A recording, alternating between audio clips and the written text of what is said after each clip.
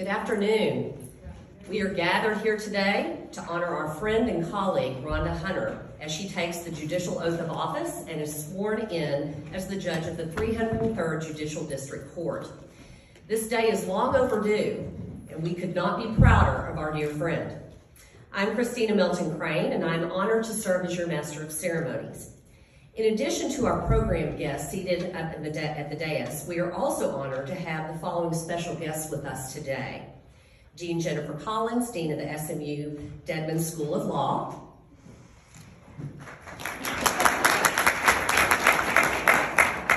The Honorable Audrey Moorhead, Judge of Criminal Court at Law Number 3. Elizabeth Phillip, Executive Director of the Dallas Bar Foundation. And our dear friend, Martha Hardwick-Hoffmeister, Director of the Barnum Show, the one and only director.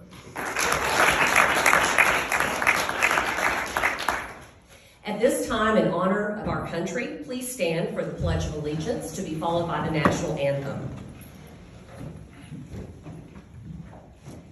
I pledge allegiance to the flag of the United States of America and to the republic for which it stands, one nation, under God, indivisible, with liberty and justice for all. Oh, say, can you see by the dawn's early light what so proudly we hailed at the twilight's last gleaming, whose broad stripes and bright stars through the perilous fight o'er the ramparts we watched were so gallantly streaming, and the rockets' red glare, the bombs bursting in air, gave proof through the night that our flag was still there. Oh, say does that star-spangled banner yet wave o'er the land of the free and the home of the brave?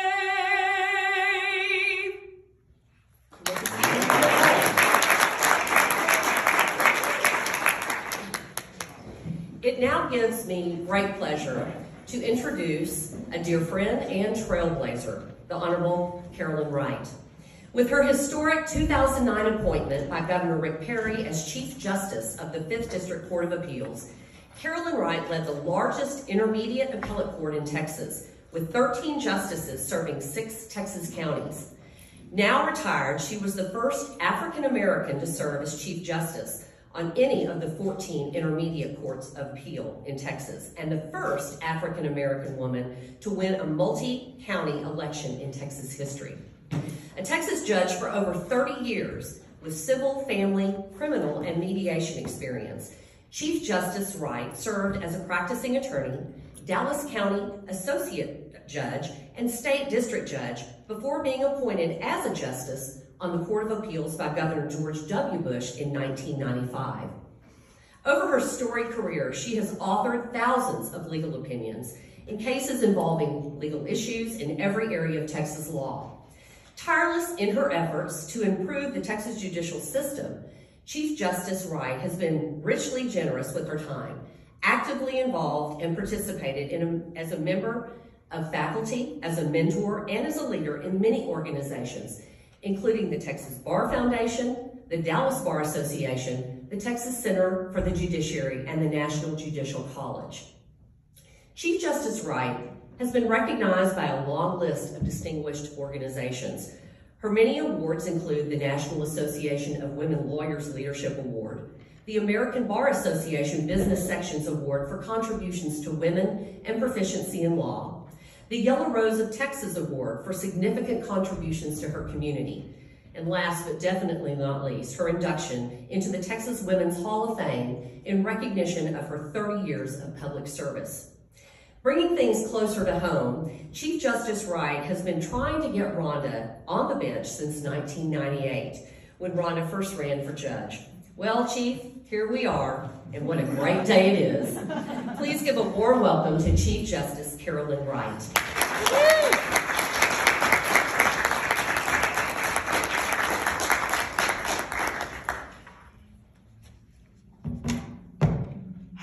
You here almost died trying.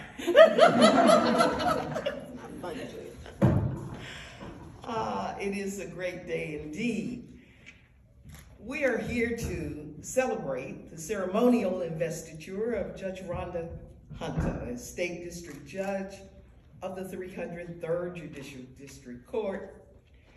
And those of us who know Rhonda best, we have come here to thank her. Not to congratulate her, but to thank her for all the many times that she has answered the call to give the best of her service to improve the quality of justice and to also increase diversity at every level of the bench, the bar, in the national, state, and local legal communities, as well as in our state, our county, and at our municipal government levels. What an amazing career. And I don't know why she asked me to come today to speak on what it is to be a judge. True to a PK, a preacher's kid, she needs a good sermon. So I am an unordained, well-versed teacher of the law. And so let me say that for you to accept this call to be a state district judge, it not only has great significance for me personally, but for us as a legal community, because Rhonda does not simply bring to the bench a desire to be a judge. There's a difference in being a wannabe judge. She brings with her the level of experience, professionalism, maturity, wisdom, knowledge, fairness, patience, and humility that it takes to promote confidence in and respect for our legal justice system. What it means to be a judge is preparation, preparation, preparation. And Judge Rhonda Hunter is uniquely prepared to be a judge. It's not a secret, as has already been stated, that I have long been one of Rhonda's mentors and biggest cheerleaders. So today, it's with a source of great personal pride that I participate in this investiture service. I have shared her journey throughout her legal career, and I have wanted this moment for her long before she was willing to give up her passion to make a difference on so many other levels. And what a difference she has made in being an advocate for so many great causes. But today, she will accept the many responsibilities and sacrifices, and the sacrifices are many, of accepting one of the highest levels of leadership in our country, and which is being a judge. Many of the civil and criminal laws in our country are loosely based on Mosaic law, or what many of us know as the do's and don'ts of the 10 Commandments, and all of those thou shalt nots. And those who were proficient in the law at that time were revered as great leaders. They were known as teachers of the law or judges. And biblical references to these judges warn you against wannabe judges who are not prepared to take on such positions of power and trust. 1 Timothy says, "Now we know that the law is good if one uses it lawfully." But it also warns that there are many who seek to be judges, and it goes further to say they want to be known as teachers of the law of Moses, but they don't know what they are talking about, even though they speak so confidently. That is one thing that I do not worry about with regard to Rhonda. She is prepared, and she is a teacher of the law. When Rhonda puts on that little black robe, she is fully ready to give up her role as an advocate, because she knows that the little black robe symbolizes the judge's neutrality and humility as a servant of the people.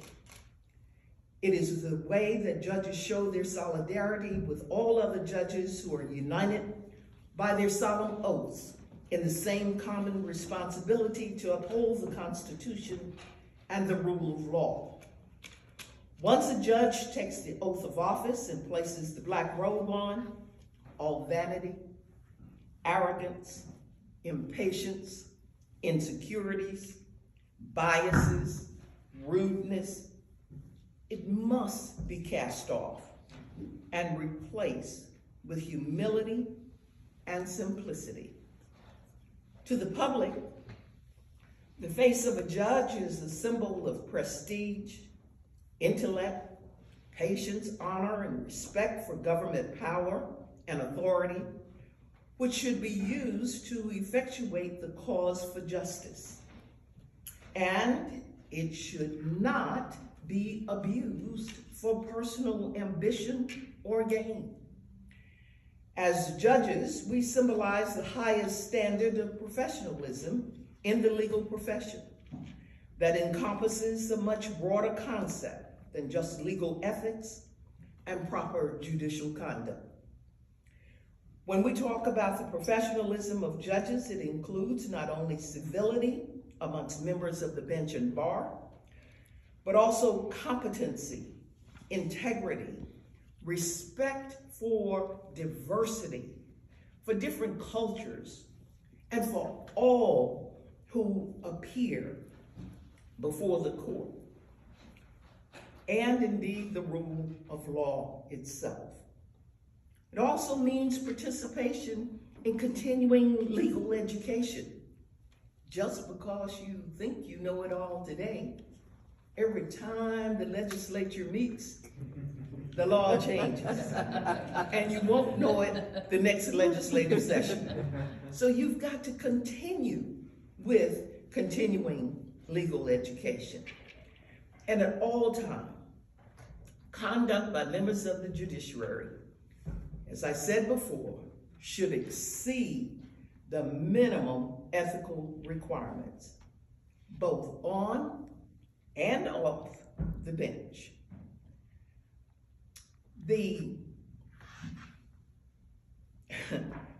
While the 10 Commandments and the Mosaic Law was the law for judges well before our time,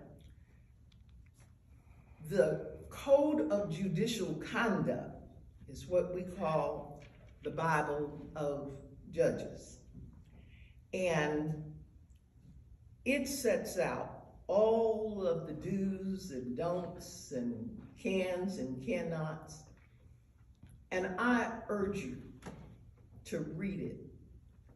Read it once, read it twice, read it 3 times, read it often. Because there's so many pitfalls as a judge. But notwithstanding all of the limitations on judges, let me say that I'm particularly proud that judges can still be involved. And I'm really, really proud of the collective difference that judges as a profession can and have made and continue to make in our society. And judges remain in the forefront of visionary changes that make a difference in our legal system and in our courts. Then I can't express to you how important it is for judges to mentor and then to be mentored. And you never get too old for a mentor. Always keep a mentor. Every minute, someone is watching you. And you give up much of your security. You give up much of your anonymity. You give up a lot of your freedom of speech. Give up a lot of your freedom of association. You give up a lot of your rights of privacy. And you give it up so that no one questions whether or not you are biased. When you interpret and when you enforce the Constitution and laws of this state, of the United States, in order to protect the freedoms of all. And so it's a fact that good lawyers are very vexing at times. But good lawyers really can make you a better judge. They keep you on your toes. They challenge you with things that you are, all sorts of things that you are going, where is that in the law? But I'm not going to tell you that they make it up, but they're but they are certainly creative, and you certainly must stay out on your toes. But judges still have to set the tone and the parameters for civility and professionalism in their courtroom.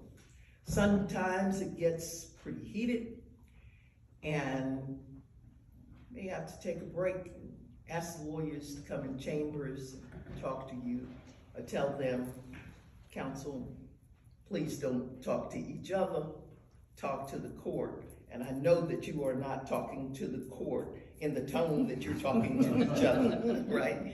So but it is an experience as a judge that I would not return for anything. After 38 years and retirement, I still will go in to sit on a good case. And so it's my sincere prayer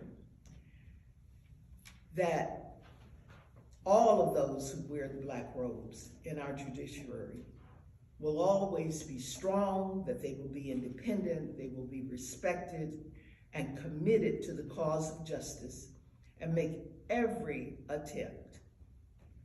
And I know we're all human, but you have to make every attempt to ethically and accurately analyze and interpret the law so that justice is served and the public's confidence in our judicial system is not tainted by an unethical judiciary or one that succumbs to political influence.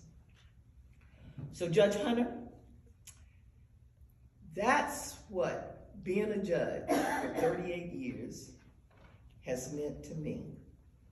And my prayer is that God will bless you in your long or short honorable service in the judiciary. I thank you so much for your willingness to serve.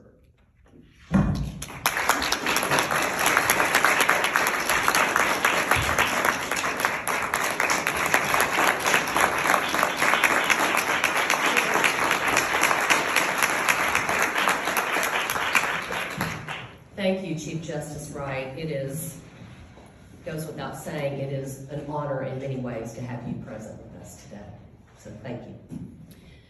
To provide today's swearing in, it is a privilege to introduce yet another friend and trailblazer, the Honorable Sam Lindsay. After graduating from law school, Judge Lindsay served as a staff attorney for the Texas Aeronautics Commission from 1977 to 1979. In 1979, he joined the Dallas City Attorney's Office, where he progressed through various posts until being named Dallas City Attorney in 1992. On November 8, 1997, Judge Lindsay was nominated by President Bill Clinton to be a United States District Judge of the United States District Court for the Northern District of Texas, to a new seat created by Public Law 104, Statute 5089. He was unanimously confirmed by the United States Senate on March 11, 1998, and received commission on March 17, 1998. Lindsay is the first African American to serve on the Federal District Court in Dallas. Again, bringing things closer to home, Judge Lindsay was Rhonda's first boss after being sworn into the Texas bar, working on Title VII civil rights litigation for the city of Dallas prior to Judge Lindsay becoming interim Dallas City Attorney. Please give a very warm welcome to Judge Sam Lindsay, who will provide a swearing in.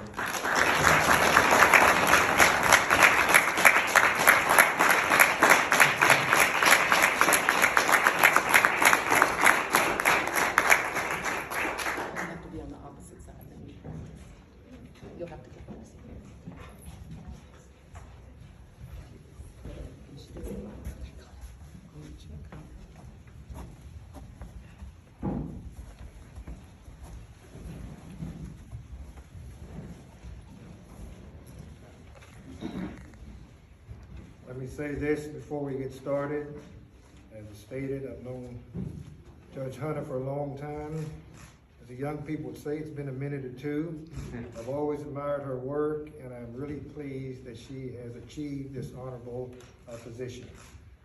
Without further ado, we will get on with the swearing in. Judge Hunter? Yes. Raise your right hand. Repeat after me. I, Rhonda Hunter, do solemnly swear that I will faithfully execute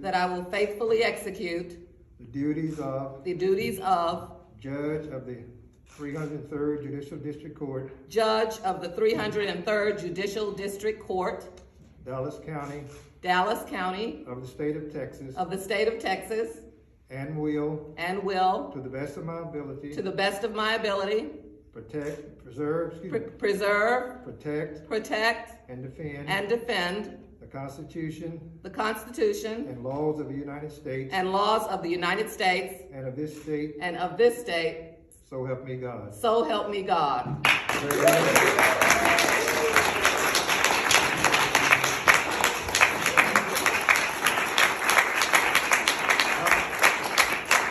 I'll get my shots.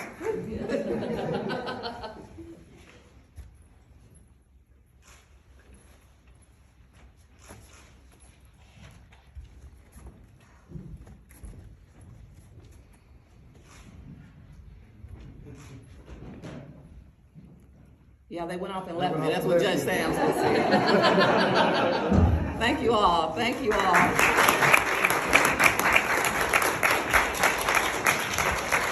Ladies and gentlemen, the Honorable Rhonda Hunter.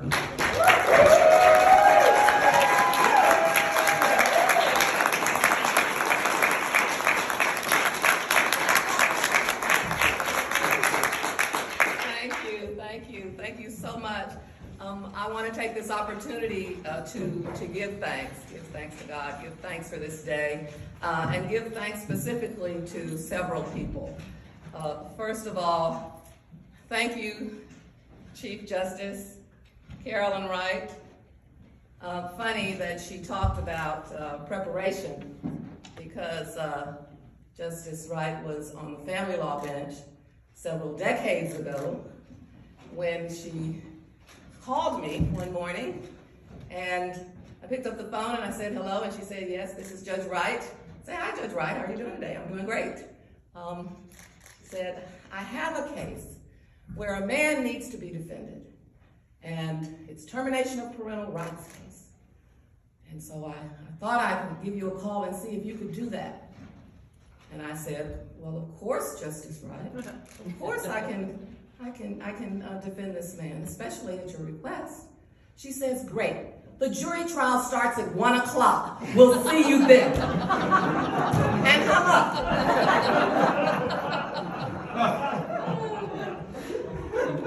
So preparation meant that I spent every night of the 5 nights of that trial after that going through hundreds of pages of documents in order to be ready for the next day. I did win that trial, by the way. I also want to thank Judge Sam Lindsay. He says we worked together. He was my boss. Let's be clear. And I followed his direction, hopefully successfully. And it's my pleasure and honor to have both of these mentees here with me today. I also want to thank the dear friends who comprise the production team for today's festivities. They include my director, Martha Hardwick-Hoffmeister, my producer, Bill Bridge, my MC, Christina Melton Crain, MC and soloist, Michelle Wong-Krause, my hostess, Matt Anderson, cameraman, Byron Hunter, cameraman, and Reginald Lofton, cameraman. As you can see, I need lots of photos and videos. I also want to thank my clients. I have been practicing law for 40 years, and most of those years I was in the private practice of law. And I would not be here today but for the people who honored me by allowing me to represent them over the course of those years. It has been my pleasure and honor to represent my clients over these years, and I want to thank them at this time as I move away from the representation of individuals and take on this role as a judge. I also want to thank several of the groups and entities that have made it possible for me to honor what I have been taught over the years. And uppermost in my heart is Bar None, which is a musical variety show that benefits scholarships for ethnic students. I'm very proud of the work we've done over the past 34 years in awarding those scholarships and supplying a legal education to many who might not otherwise have received it. I want to thank the State Bar of Texas. I am currently the chair-elect of the Child Welfare Law Section. I also want to thank the Family Law Section for the many years that they allowed me to be a speaker and teacher in the law. I want to thank the Dallas Bar Association, in which I served as president several years ago now, and all of the friendships and associations that I made at the Dallas Bar and still have. I want to thank the colleagues that I have at the American Bar Association, particularly those on the Juvenile Justice Standards Task Force, the Commission on Youth at Risk, and the Diversity Center. It has been my honor and pleasure to work with the American Bar Association, and I look forward to continuing that work. I also want to thank my mentees. I have had a few over the years, and they could not have made me more proud. You out there know who you are, and I just want you to know it has been my great pleasure to be your mentor. And I anticipate that I'll have a few more coming, and my mentees will be their mentors. And to that, I am exceedingly grateful and proud. This is one of those occasions where I think back on A few more of my mentors. Fred Finch was the first African-American lawyer who was a member of the Dallas Bar Association. I law clerked for Fred Finch, and he was a great man, a great lawyer, Harvard educated, and he gave me the foundation and the first job that I had in the law by allowing me to clerk for him. L.A. Bedford was a great friend and mentor of mine. He was one of the 12 lawyers that established the J.L. Turner Legal Association. And he was one of the first to sit as a judge in Dallas, Texas. Louise Raggio was my mentor in family law, along with several others, but Louise was no nonsense. And so when you see me being no nonsense, I'm going to blame Louise, whether it's Louise's fault or not. I also had a mentor named Adelpha Callejo. And if you think Louise was tough, Adelpha was a mentor of mine on issues and advocacy, not only in the law, but for people who just need help. I want to give thanks to my mom and my dad. My mother was an early childhood educator. She became a housewife, and I credit her with my sense of style and grace and perseverance. I recall my mother being told by doctors that my oldest sister, who was what we called mentally retarded at that time, the doctors told her that she would never be able to read or write, whereupon my mother taught my sister, Alpha, to read and to write, which she did for the rest of her life. My dad was the smartest man that I know. He had 5 degrees, 2 bachelor's, 2 master's, and a doctorate. And he was a Presbyterian minister and a college professor. He taught sociology. I went for many, many years trying to figure out what sociology was, since he was a sociology professor. I think when I got to college, I finally took a class to figure it out. My dad was a great man and a great friend of the bar. And I dedicate an honor today to them. I had an interview many decades ago. It was my first opportunity to become a judge. And the county commissioners had to make the selection. I was one of the 2 that were left for the final selection. So I went to interview with this county commissioner here in Dallas. And during the interview, very early into the interview, she said, "Well, is everybody in your family an overachiever?" At which point I knew I wasn't getting that job. And you wonder why it took so long for me to get here. Because of course, yes, everyone in my family is an overachiever. I want to particularly recognize my sister, the Reverend Dr. Rhonda Hunter, who is Director of Racial and Ethnic Ministries and Women's Ministries for the Presbyterian Church USA, and she did that for 14 years. And I would like to also recognize my brother, Byron Hunter, world-renowned film producer, who is on the camera today. When you have a brother who's a film producer, guess what he's going to film? You. And my sister, Professor Rosalind Hunter Hancock, who teaches biology. We are a very close-knit family. We really are.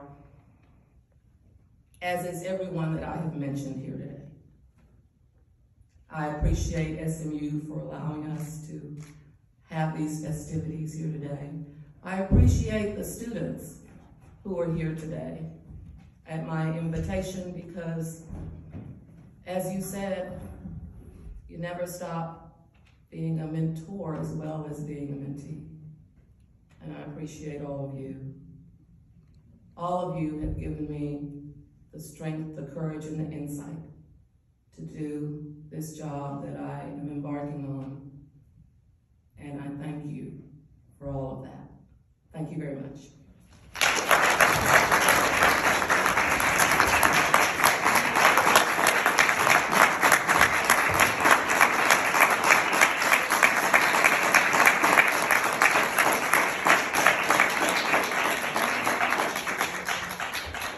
What a fabulous day this is. To close us out, it is now my privilege and honor to call on a friend to all of us here, John Horany, amazing attorney and, like I said, a great friend to all of us, who is going to lead us in our benediction. Thank you. Will you please hear this good word? Creator God, we give you thanks and praise and glory for bringing us here together safely. We ask you to watch over us as we leave from this place. But we've been so privileged to be here to witness the investiture of your servant, Rhonda Hunter, as a new district judge here in Dallas County. We recall that in 2 Chronicles chapter 1 and verse 11, when Solomon was about to be made king, he asked God not for riches, not for power, not for even a long life. He asked God for wisdom to be able to discern and do justice. God granted him that wisdom, and he said, because you didn't ask for any of those other things, all of them will be granted unto you. You recall in one of the early family law episodes in the book of Kings, two women were fighting over a small child. And King Solomon wisely asked for a sword to be brought so that the child could be divided and split between the two women. And the one woman said, oh no, give my son to the other woman. He knew then she was the mother of the child. People from far and wide were so impressed with the wisdom and discernment of Solomon. We ask that Rhonda be given a same double share of that wisdom and discernment in her job as a judge. We recall in Judges chapter 4, the story of Deborah, a courageous and wise woman who sat under the palm tree of Deborah, judging among the Israelites, and was renowned for her judgment, but also for her courage as she led the Israelites. She led the Israelites into battle over the king of Canaan. We ask that you give Rhonda a double portion of courage and justice, just like you gave Deborah.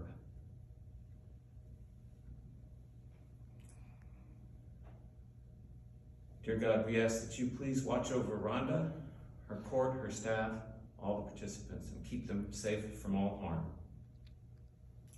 We ask that you grant Judge Rhonda Hunter the serenity to accept the things she cannot change, the courage to change the things she can, and the wisdom to know the difference.